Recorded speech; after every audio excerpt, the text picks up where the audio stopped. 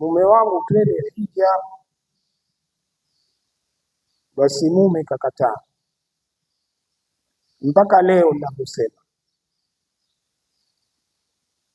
Sasa kwa nini? Kwa sababu hajafikia maamuzi. Pengine hatujui siri baina yake na Mola wake ikoje. Kuna wakati mwingine mtu anazuilika kufanya ibada ni kwa sababu Allah hayuko radhi na matendo ya mtu yule. Kwa hivyo hata ibada zake Mwenyezi Mungu hafurahiki nazo. Na ndio Allah au hata Mtume sallallahu alaihi wasallam akatuambia, Allah mwenyewe akasema kwamba mtu anafanya ibada yake inakuwa habaa manthura, inakuwa ni vumbi tu lenye kupeperuka. Na katika aya kadhaa Mwenyezi Mungu akatuambia kubatilishwa amali zao. Hata Mtume mwenyewe kaambiwa hivi kwamba lau ungelifanya ibada kwa kumshirikisha na mitume wengine wote, basi engelizibatilisha ibada zenu zote. Kwa hiyo tumshukuru Allah kwa kutuweka katika listi hii ya kuwemo katika mahujaji wa mwaka huu.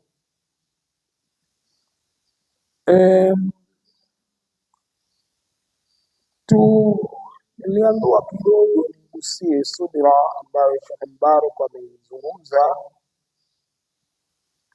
ingawaje mimi mwenyewe nilikuwa nimejiandaa na ibada na mada ya taqwa ambayo pia Sheikh Mbarak kaitaja kidogo. Sasa at-taqwa ambao kwa Kiswahili tunasema ucha Mungu. Hii ucha Mungu ni nini?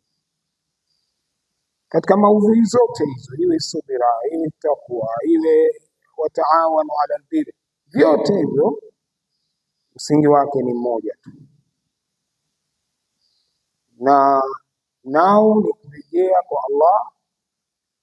Msingi wake ni kurejea, msingi wake ni kumwelekea Allah, msingi wake ni kumtarajia Allah subhanahu wa ta'ala katika kila lako na kila langu.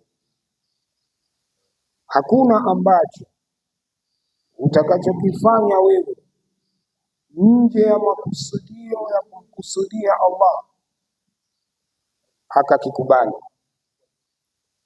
Kitu ambacho hakukikubali Allah ni kile ambacho kimefanywa kinyume na makusudio, yani kinyume na kumkusudia yeye Allah.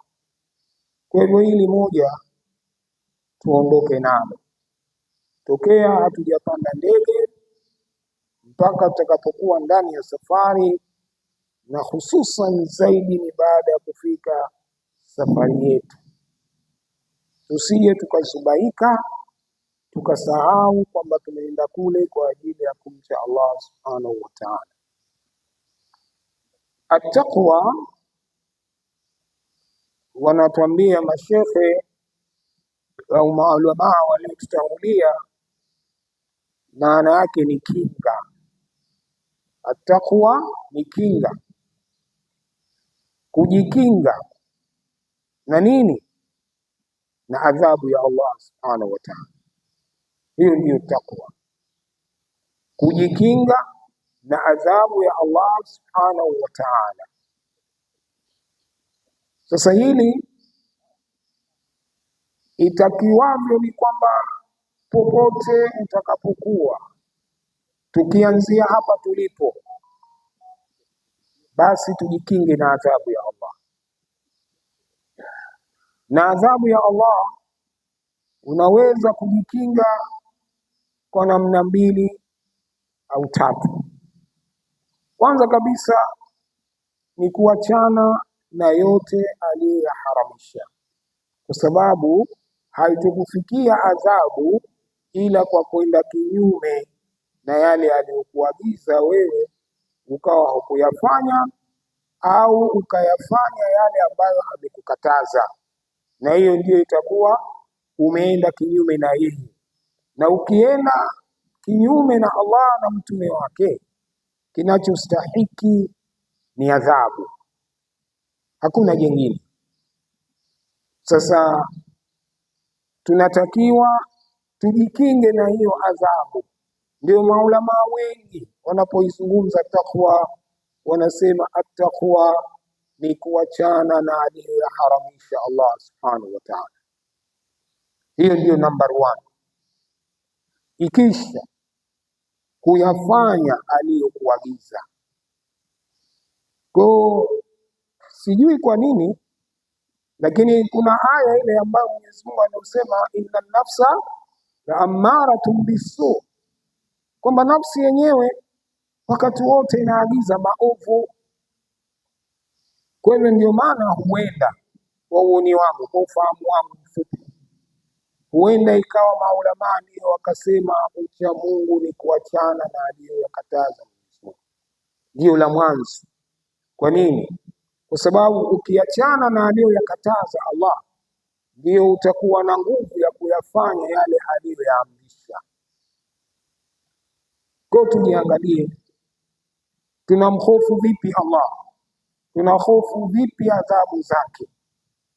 Yani ni mengi tunayojizuia kumwasi Mungu, au ni mengi tunayoyafanya ya kumwasi Mungu?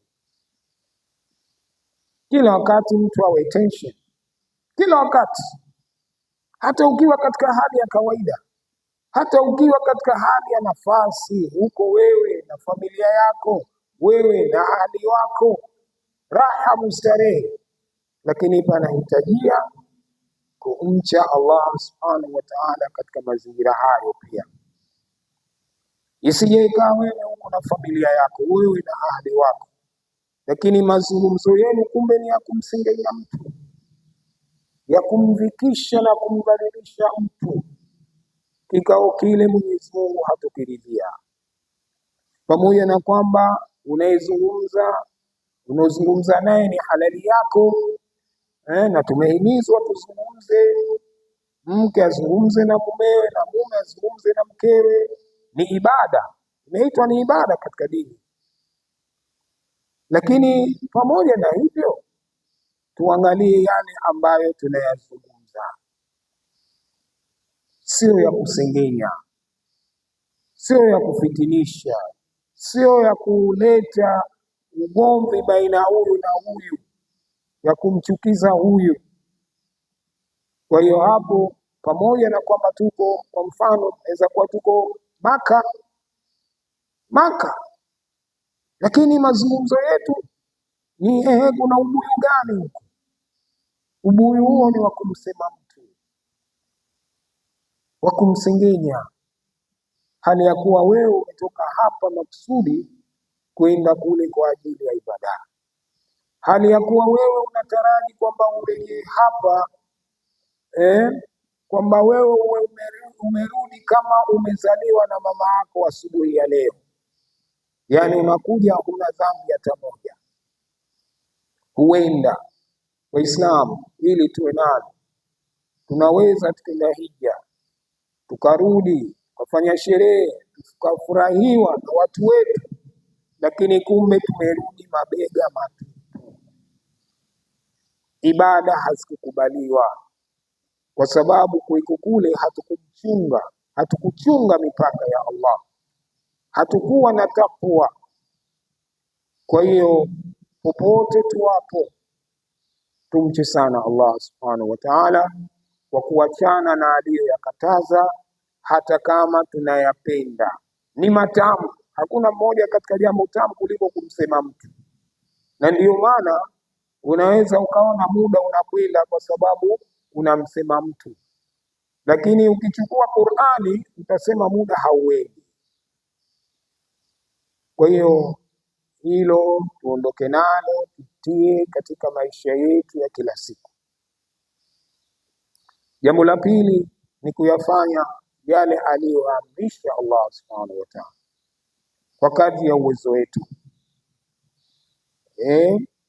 Nilikuwa nikitizama Sheikh mmoja muda huu asubuhi alivyoizungumza hii takwa, naye akasema, na yeye amewakoti mashekhe maulama. Huyu shekhe nilimwangalia ni katika maimamu wa umma huu, maimamu wakubwa, lakini yeye akasema hii si kauli yangu, hii ni kauli ya maulama. Anasema Allah subhanahu wa ta'ala aliposema ya ayyuhalladhina amanu taqullaha haqqa tuqati, enyi mliomwamini Allah na mtume wake, mcheni Mola wenu kihaki, tuqati, yani haki inayopasa. Yeye akasema kumbe hii aya imetafsiriwa na aya nyingine kwamba Mwenyezi Mungu aliposema mcheni Allah mastata'tum, kiasi kile mnachoweza, kile kiasi mnachoweza, yani mwisho wa juhudi yako.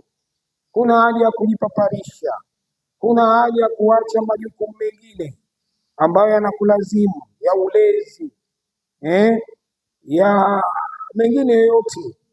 Sio tena wewe kwenye ibada na msafu na wewe mtasbihi kutwa kucha. La, haiko hivyo. Uislamu hauko hivyo. Uislamu ni dini ya wasaa, kila moja, yani ni dini ya uadilifu. Uadilifu ni kitu gani?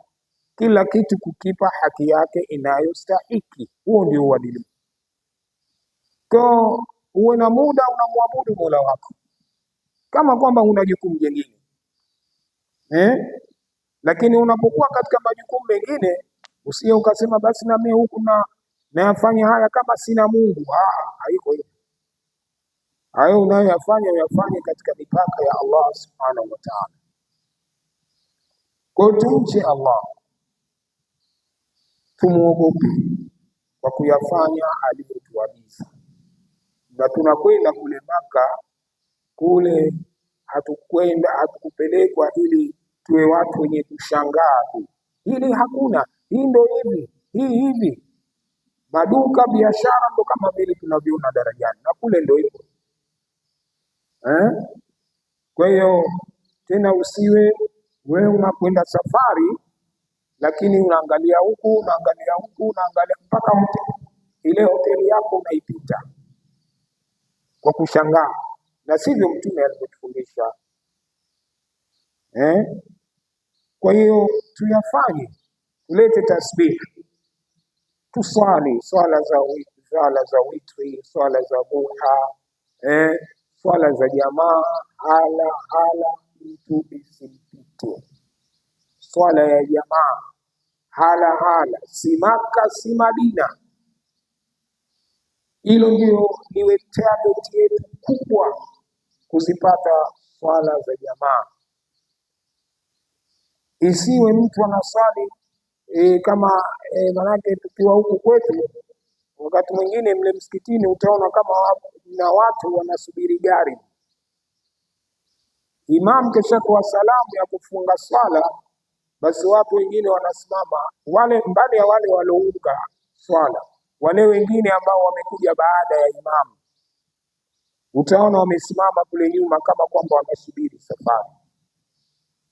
Sasa tuepuke kule Maka na Madina, na tuanze kuepuka hapa. Kwa nini tupitwe na swala za jamaa? Tuna kazi gani kubwa ambayo haiko katika kidharura mpaka mtu anapita na swala ya jamaa? Hata wewe unaipika maharagwe, haina maana mpaka saa 8 9 kasorobo ndio swala ya dhuhuri. Jichunge na upishi wako, jipangie muda wa swala, ukifika uweze kuswali. Usicheleweshe swala.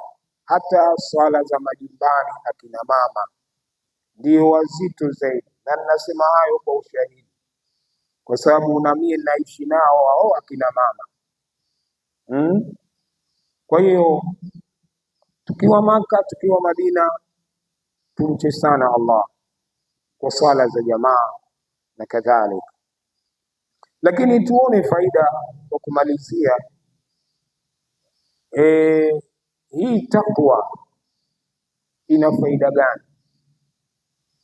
Allah subhanahu wa ta'ala anasema katika sura Talaq, a'udhu billahi minash shaitani rajim, wa man yattaqillaha yaj'alhu makhraja,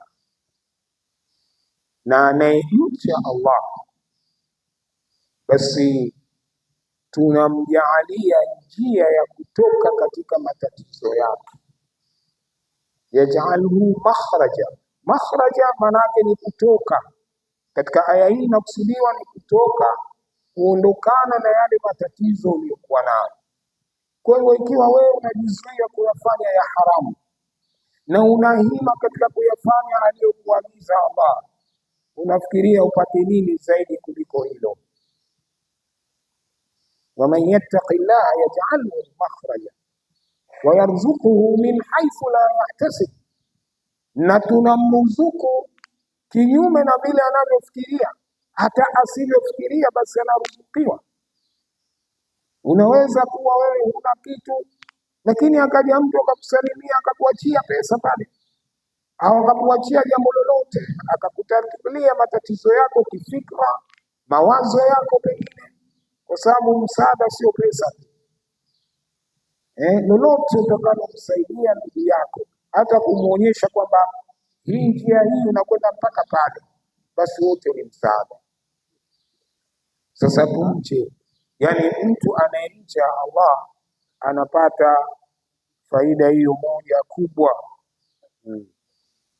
faida hiyo kubwa ya kuruzukiwa kinyume na vile yeye anavyofikiria. Lakini faida nyingine ni kwamba tunapomcha Allah tuunganishe hii ucha Mungu, na ndio ilivyo sasa, umeunganishwa katika nini? Katika matendo yetu. Isiwe ucha Mungu unapokutana na wale watu watani wako, tuseme mliosoma pamoja, mkutana wapi pamoja, pale ikawa ucha Mungu na iko upande kama vile inapoweka upande ucha Mungu kule sokoni. Kenda sokoni, tarajia mengi maasi ya Mungu, kumuasi Mungu, kuliko yani kuliko ucha Mungu. Na ndio maana ikawa soko ni sehemu ambayo inachukiza kisheria, lakini ndio lazima twende. Kwa hiyo ucha Mungu wako tuunganishe ndani ya matendo yetu, na tuunganishe katika kutekeleza amri, na ucha Mungu wetu tuone kwamba tuachane na yale aliyotukataza Mwenyezi Mungu. Yani viunganishwe vitu hivi, uhai wetu na maisha yetu yote yameunganishwa na ucha Mungu. Uhai wetu, maisha yetu, afya yetu, yote vimeunganishwa na ucha Mungu. Hata katika mitihani ambayo Mwenyezi Mungu anatujaribu, tunatakiwa tuwe wacha Mungu. Na kila mmoja, angalia nguvu za Allah. Hapa tupo watu wengi, lakini sote tunatofautiana, si sura na maumbile tu na maumbo na nini, tunatofautiana mpaka mitihani. Huenda ikawa mtihani nilokuwa nao mimi hakuna hata mmoja ambaye anao mtihani. Kwa hiyo katika hii mitihani ambayo inatupelekea mara nyingi kufikia hata kumwasi Mungu, inawezekana mtu akawa basi na itokee itakavyotokea. Safari moja nikitoa mfano, ilikuwa kuna tatizo linasakili sana, nikawaendea mashehe, tena wamenizidi, shehe na swala hili basi yani ule ushauri niloupata mimi sikubaliana nao, tena wote mashehe wawili. Na nikasema kumbe hii dunia ina mtihani eh? Sitousema mfano wenyewe, lakini nilipewa ushauri mbaya. Kwa hiyo kwenye mitihani yetu pia tumche Allah subhanahu wa ta'ala, kwenye mikusanyiko yetu tumche Allah subhanahu wa ta'ala kwa sababu hii ushabiki huu ndio mara nyingi unaopelekea kumwasi Mungu. Kwa hiyo tujitahidi. Na jingine miongoni mwa faida ya uchamungu ni kwamba mtu anapokuwa uchamungu ni upambanuzi. Ukiwa mchamungu, basi Allah anakupa uwezo wa kupambanua baina haki na batili, baina ya zuri na baya, baina ya dhulma na hiyo haki. Usipokuwa mcha Mungu hutoweza kutofautisha baina haki na batili, utaona vyote ni sawa kwako. Kwa hiyo tuna kila sababu ya kuwa wacha Mungu, na tukasema ucha Mungu mkubwa ni kuachana na maasi na inafuatiwa na kuyatenda mema. Na ya tatu ni nasema biru, manake wema. Wema umeunganishwa na nini? Na ucha Mungu. Mbali ya yale zile amri, mbali ya yale makatazo, na ule wema ambao wema si kitu cha wajibu moja kwa moja mtu anakifanya kwa nafasi yake kwa wakati wake, lakini unapofanya wema basi ushaingia kwenye ucha Mungu. Sasa ni faida moja kubwa hiyo, na wema tunaujua. Wema ni upi? Katutajia Sheikh Mbarak sasa hivi la yu'minu ahadukum hatta ahabba li akhihi ma yuhibbu li nafsi. Sasa lile lolote ambalo wewe unalipenda ukimfanyia mwenzako, wewe utakuwa wema. Na Mtume akapigia mfano hata bashasha ya uso wako ukawa na bashasha unapokutana na ndugu yako, ni katika wema. Kwa hivyo nafasi za wema ni nyingi, na nafasi au mlango wa kuingia katika ucha Mungu Allah ametuachia uko wazi na mpana sana bila ya labda kuwa kuna ubaguzi baina huyu kasoma sana, kama alivyosema Sheikh Mbarak. Mtu anaweza kuwa kasoma sana lakini si mcha Mungu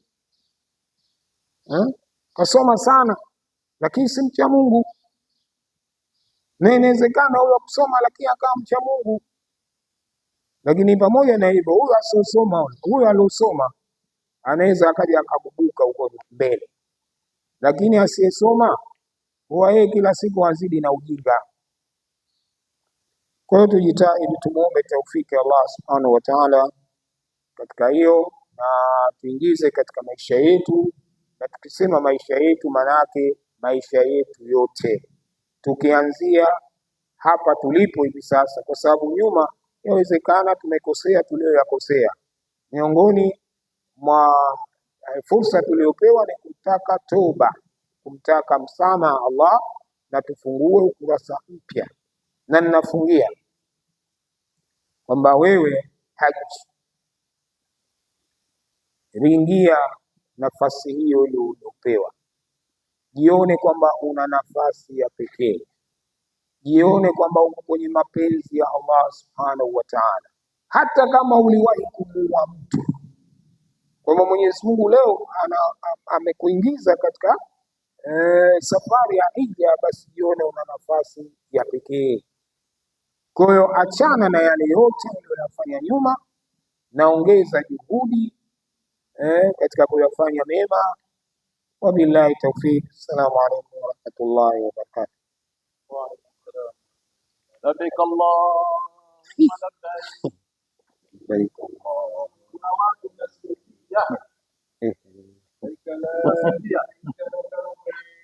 لبيك اللهم لبيك إن الحمد والنعمة لك والملك لا شريك لك.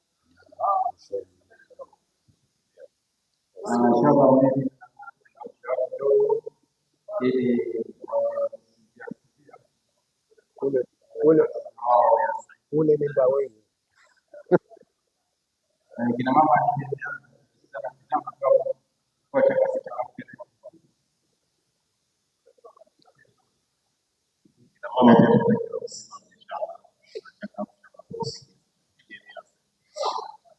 hapo hapo kina mama